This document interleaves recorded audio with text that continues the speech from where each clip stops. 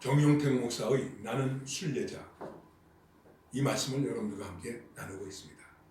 순례자로 표현하든 나그네로 표현하든 이 나그네나 순례자는 나온 사람들이다. 신앙적으로는 죄악 세상에서 나온 사람들이다.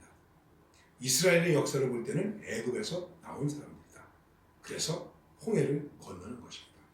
그런데 여기서 나왔다고 해서 우리가 편안한 것입니까? 여러분과 제가 예수를 믿었습니다. 죄 용서를 받았습니다. 하나님 나라 백성이 되었습니다.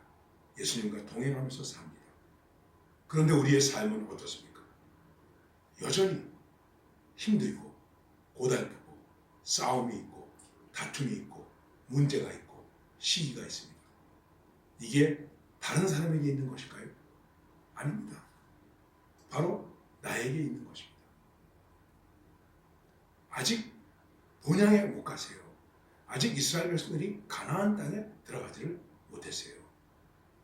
그렇습니다. 우리는 아직 세상에 있습니다.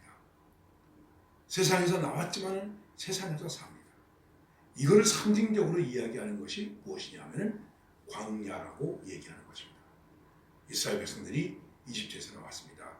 430년 만에 해방이 되어서 나왔을 때 그 기쁨이 얼마나 컸겠습니까? 그리고 애국 사람들이 또 막 던져주는 금은 보화를 가지고 나왔죠. 그리고 또 애국 사람들의 추격이 있었습니다. 그 추격이 있었지만 그러나 추격을 뿌리치고 하나님의 도움으로 홍해가 갈라져서 그 갯벌이 있는 그 진흙탕을 뽀송뽀송한 마른 길로 왔습니다. 그리고 뒤를 돌아봤습니다. 애굽에서 쫓아오던 군인들이 거기서 다 물에서 몰살을 당했습니다. 이스라엘 백성들이 생각할 때 얼마나 통쾌한 일이었겠습니까? 얼마나 기쁜 일이었겠습니까? 그래서 춤을 추지 않습니까? 그렇습니다. 여러분 다 잘 아시는 이야기이죠. 우리가 예수를 믿게 되었습니다. 다 사람들이 얼마나 기뻐합니까? 뭐라고 고백합니까? 나 같은 죄인 살리신 주 은혜의 놀라워. 잃었던 생명 찾았고 광명을 얻었네. 여러분 이 감격이 얼마나 있습니까? 내 영혼이 은총이고 주만져진 복고니 슬픔 많은 이 세상도 어떻게 천국으로 가합니다. 할렐루야 찬양하세요. 내 모든 죄 사함받고 주 예수와 동행하니 그 어디나 하나님의 은혜로 있을 데 없는 자 왜 구속하여 주는지 나는 알 수 없도다. 나 같은 죄인을 왜 구속하여 주는지 나는 모르겠네. 과연 이스라엘 백성들도 그렇게 생각했을까요? 하나님께서 왜 우리를 구원해 주셨을까? 여러분은 어떻게 생각하십니까? 바울이 그렇게 생각했습니다. 나 같은 죄인 중에 괴수 하나님 주님께서 구원해 주셨네. 살기 등등해서 달려가던 이 못난 놈을, 이 죽을 죄인을 찾아오셔서 사울아 사울아 부르시면서 너는 나를 핍박하지 않느냐 이렇게 말씀하시면서도 나를 구원해 주셨다. 생각해보니 얼마나 감격스러운 일입니까? 여러분 이 말씀을 조금만 더 드리겠습니다. 그것은 무엇이냐면 이게 구원의 신비입니다. 이게 믿음의 신비입니다. 이것 때문에 우리가 하나님을 믿는 것입니다. 그리고 이 나그네 생활을 즐겁게 하는 것입니다. 그런데 우리의 신앙생활에 있어서 문제가 무엇입니까? 주 예수와 동행하니 그 어디나 하나님의 나라. 여러분 하나님의 나라가 어떤 나라일까요?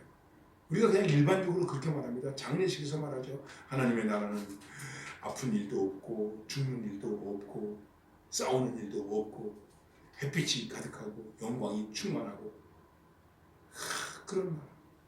하나님 나라를 보고 왔다고 하는 사람들, 그런 사람들의 간증을 들어보니까 이렇게 말하더라고요. 번쩍번쩍번쩍.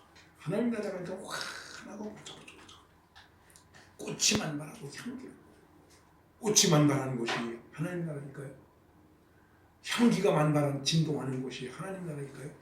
과연 그 하나님의 나라가 무엇입니까? 그리고 하나님의 나라를 여기서 이루면서 삽니까? 이게 이제 우리에게 있어서 문제가 되는 거예요.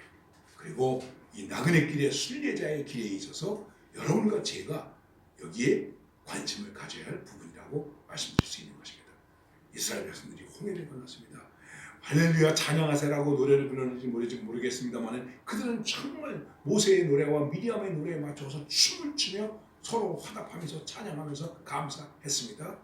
그런데 성경에 보면 3일도 못 가서 그들은 원망하게 되었습니다. 원망하게 된 것이 무엇일까요? 물이 없어서, 물이 쏘서 그만 낙심하고 원망하고 모세를 원망하고 하나님을 원망하게 되었습니다. 이렇게 광야에서 생활이 시작됩니다. 얼마 동안? 40년 동안이나 계속됐습니다.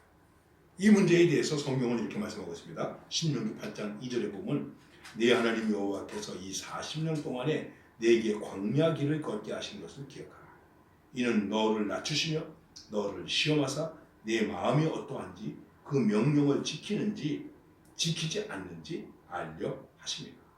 너를 낮추시며 너를 줄이게 하시며 또 너도 알지 못하며 내 조상들도 알지 못하던 만나를 내게 먹이신 것은 사람이 떡으로만 사는 것이 아니요 여호와의 입에서 나오는 모든 말씀으로 사는 줄을 내가 알게 하려 하심이니라.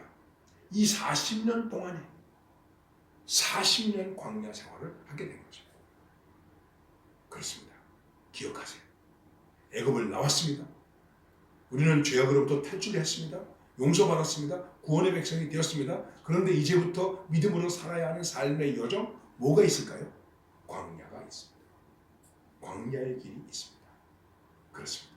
오늘도 여러분과 저는 어디에 있습니까? 광야에 있습니다. 광야를 세상이라고도 말합니다. 교회라고도 말합니다. 광야에 있습니다. 이 광야에서 우리는 어떻게 살아야 되겠습니까? 이것이 승리의 관건이 되는 거예요. 그리고 필그림 프로그레스의 관건이 되는 것입니다. 그렇습니다. 우리는 이 나그네 길에 있다. 그리고 이 나그네 길은 광야다. 이 사실을 기억하면서 오늘도 기도하며 하나님의 은혜를 구하면서 승리할 수 있기를 바랍니다.